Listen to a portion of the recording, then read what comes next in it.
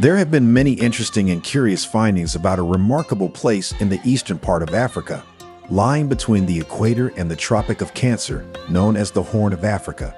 The origin of Ethiopia is largely the origin of us. Nelson Mandela once said, "Ethiopia always has a special place in my imagination, and the prospect of visiting Ethiopia attracted me more strongly than a trip to France, England, and America combined. I felt I would be visiting my own Genesis, unearthing the roots of what made me an African." This shows how old and significant Ethiopia is, leading us to call it the mystery giant.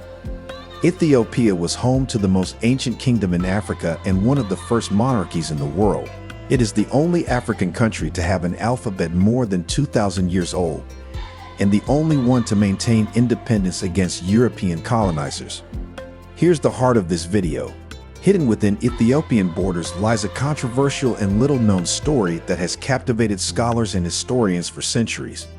This is the story of the Ethiopian Bible, a sacred text banned and suppressed by various rulers and religious authorities throughout history, but still actively used in the Ethiopian Orthodox Church today. Ethiopia was home to some of the earliest known civilizations in Africa, including the Kingdom of Dem and the Kingdom of Axum. One of the most important periods in Ethiopia's history was the rise of the Kingdom of Axum, which emerged around the 1st century. Axum was a powerful and influential kingdom that controlled much of the Horn of Africa and traded with civilizations as far away as Rome and India. The kingdom was known for its advanced architecture, including the famous obelisk of Axum, and its adoption of Christianity as the state religion in the 4th century AD. However, in the 7th century, Ethiopia faced invasions from Islamic forces, which led to the decline of the Kingdom of Axum. The Christian Kingdom of Axum was eventually replaced by the Zab dynasty, which ruled Ethiopia from the 12th to the 13th centuries. The Zab dynasty is known for its rock-hewn churches in Lalibela, which are still considered some of the most impressive architectural achievements in Africa. In the 13th century, the Solomonic dynasty, claiming descent from the biblical King Solomon and the Queen of Sheba, rose to power in Ethiopia. The Solomonic dynasty, also known as the Solomon dynasty, is the ruling imperial house of Ethiopia.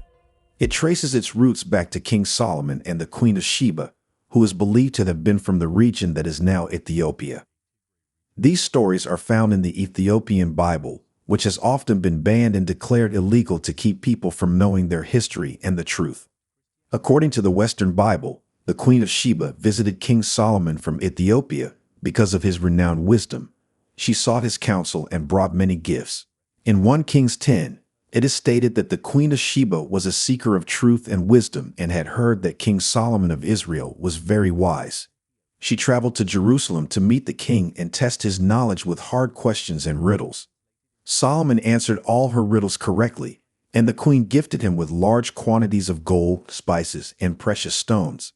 However, the Western Bible does not tell us what the Ethiopian Bible, the Kebra Nagast, reveals. During the queen's visit to Jerusalem, she and the king had a son together named Menelik.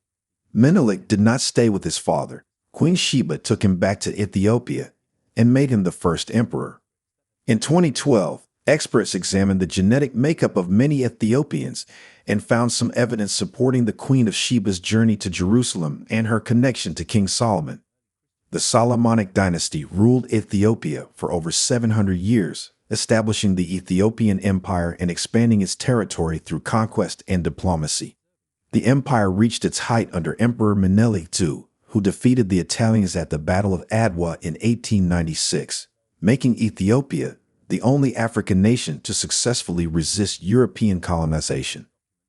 Let's now delve into the history of Ethiopia's revered holy book, the Ethiopian or Giya's Bible, which is surrounded by many controversial opinions. This is the oldest book in Ethiopia.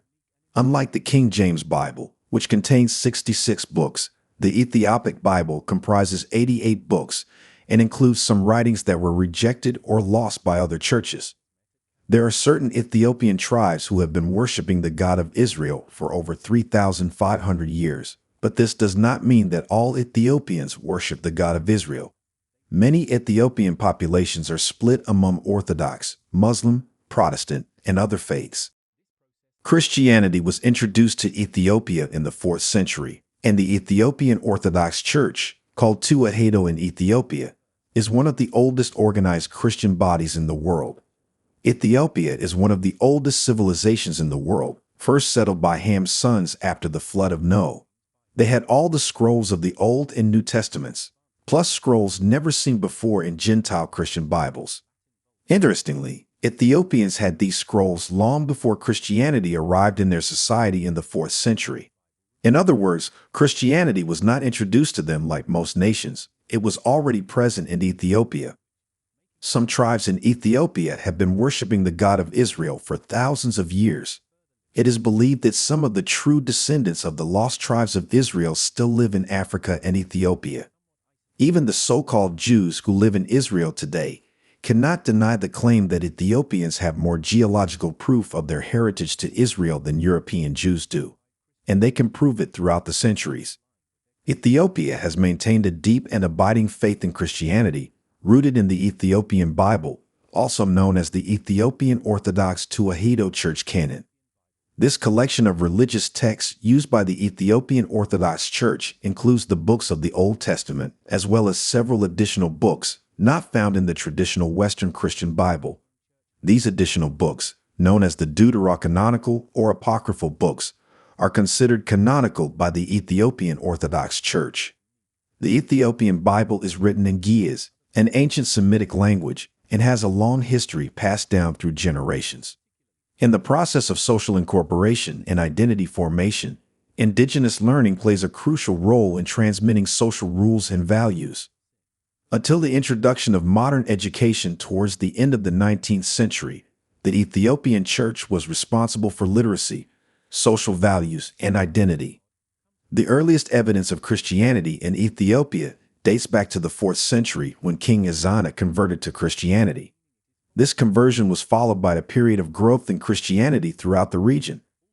During this time, early church fathers translated the Bible into Ge'ez, allowing the Ethiopian people to read and study the Bible in their own language.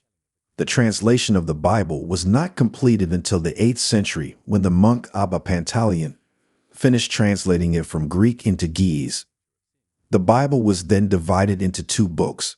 The larger book, known as the Kebra Nagast, contains the Old Testament, and the smaller book, known as the Fetha Nagast, contains the New Testament. The Ethiopian Bible has undergone several revisions over the centuries. In 1630, the Bible was revised for the first time in over 500 years. This revision was undertaken by the scholar Abba-Bari, who was tasked by Emperor Johannes I with updating the translation. Abba-Bari's revision was the first major update of the Bible since its original translation, helping to bring the Bible up to date with modern language and understanding. Interestingly, the Ethiopian Bible has played a crucial role in the history and culture of Ethiopia. It has provided guidance and comfort for generations and remains a vital part of the Ethiopian spiritual and cultural identity. The Bible continues to be a source of strength and inspiration for the Ethiopian people. Now let's discuss why the much revered Ethiopian Bible was banned. The Ethiopian Bible was banned primarily by European colonizers and missionaries during the 19th and 20th centuries due to doctrinal differences. During the colonial period, European missionaries and scholars began to study and translate the Ethiopian Bible, which contained text not included in the traditional Christian canon. As they became more familiar with the Ethiopian Bible, they questioned its authenticity and theological implications. The Ethiopian Bible, as previously mentioned, contains several books not found in Protestant or Catholic Bibles, known as the Apocrypha or Deuterocanonical books. These books were considered non-canonical by European Christian denominations. Some European scholars argued that the texts in the Ethiopian Bible were inconsistent with mainstream Christian beliefs and should not be considered part of the biblical canon. European colonial powers, such as Italy during its occupation of Ethiopia in the late 19th and early 20th centuries, sought to suppress the Ethiopian Bible and promote their own versions of Christianity. They viewed the Ethiopian Orthodox Church and its sacred texts as obstacles to their efforts to control and Christianize the Ethiopian population. European missionaries and scholars dismissed the Ethiopian Bible as inferior to the Bible used by Western Christian denominations. However, this is ironic because the Bible's cultural history belongs to Ethiopians, or more broadly, to the Africans, not the Westerners. Therefore, it was never within the authority of Westerners to decide what is biblically valid or not. Despite this, the content, language, and interpretations of the Ethiopian biblical texts were criticized. The Ethiopian Bible was further marginalized and excluded from mainstream discussions of biblical scholarship and religious studies in Europe. It was not given the same level of recognition or respect as the Bible used by Western Christian denominations. Another reason for banning the Ethiopian Bible was due to Europeans' desire to control and dominate Ethiopian territory. European colonizers, particularly the Portuguese, sought to exert control over the Ethiopian people by banning the Ethiopian Bible. They aimed to suppress the indigenous culture and traditions of the Ethiopian people and impose their own cultural and religious practices. The Ethiopian Bible was seen as a symbol of resistance to their authority and a threat to their efforts to convert Africans to Christianity and impose their own cultural and religious beliefs.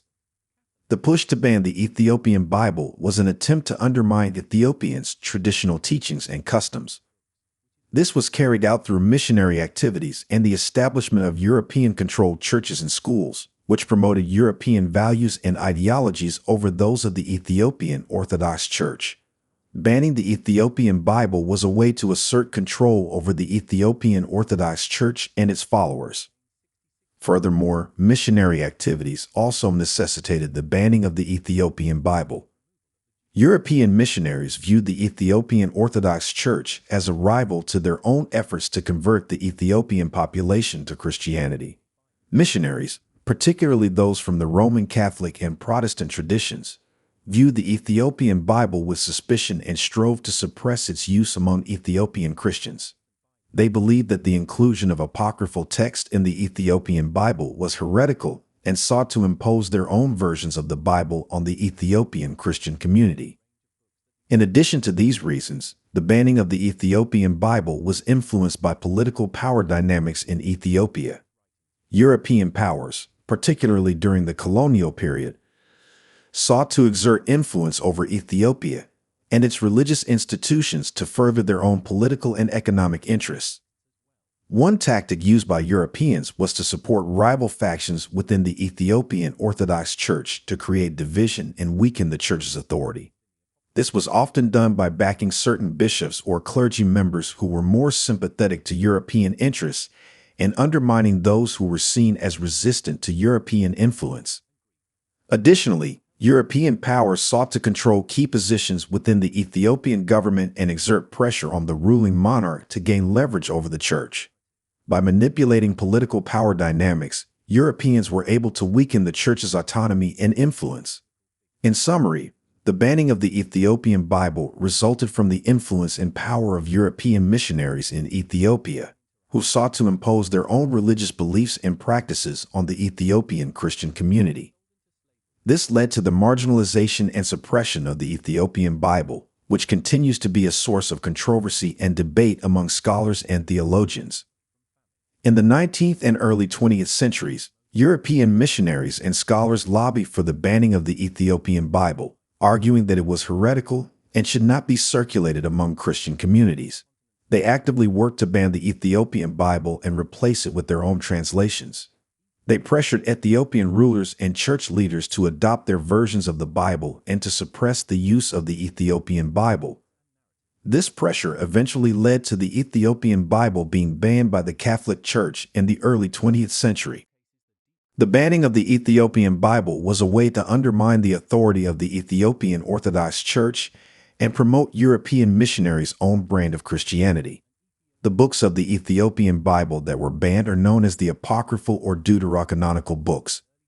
These include the books of Enoch, Jubilees, Tobit, Judith, Baruch, Sirach, Ecclesiasticus, Wisdom, and 1 and 2 Maccabees, among others. The book of Enoch is attributed to the biblical figure Enoch, who was taken up to heaven. It contains unique material on the origins of demons and Nephilim, why some angels fell from heaven, an explanation of why the Genesis flood was morally necessary, and a prophetic exposition of the 1,000-year reign of the Messiah. Jubilees, also known as the Book of Jubilees, retells biblical history from creation to the giving of the law at Mount Sinai, focusing on the importance of observing the Sabbath and other religious practices. Tobit tells the story of Tobit, a righteous man who is blinded and experiences various trials, but is ultimately rewarded for his faithfulness. Judith, on the other hand, tells the story of a brave Jewish widow named Judith who saves her people from the invading Assyrian army by seducing and beheading their general, Holofernes. The book of Baruch is attributed to Baruch, a scribe and companion of the prophet Jeremiah, and contains prayers and reflections on the exile of the Jewish people. Sirach, also known as Ecclesiasticus, is a collection of wisdom sayings and advice for living a righteous life. The Book of Wisdom, also known as the Wisdom of Solomon, shares philosophical reflections on the nature of wisdom and the importance of living a virtuous life. Lastly, the books of the Maccabees recount the history of the Maccabean revolt against the Seleucid Empire and the rededication of the Temple in Jerusalem, events celebrated during the Jewish holiday of Hanukkah. These books were banned by some branches of Christianity because they were not included in the Hebrew Bible and were considered non-canonical. However, they are still considered sacred and authoritative by the Ethiopian Orthodox Tewahedo Church. The banning of the Ethiopian Bible is a complex and multifaceted issue that raises important questions about the intersection of religion, politics, and cultural heritage. The decision to ban this sacred text reflects a long history of colonialism, imperialism, and religious intolerance that sought to suppress and control the beliefs and practices of marginalized communities. The Ethiopian Bible, with its unique blend of Christian and Jewish traditions, represents a rich and diverse cultural heritage that has been preserved and passed down through generations. By banning this text, authorities are not only silencing the voices of Ethiopian Christians, but also erasing a vital part of their history and identity. Ultimately, the banning of the Ethiopian Bible calls for a re-evaluation of how power and privilege shape our understanding of history and our interactions with others. It is a call to action to stand in solidarity with those whose voices have been silenced and to work towards a more inclusive and equitable world where all beliefs and traditions are respected and celebrated. That brings us to the end of yet another interesting video.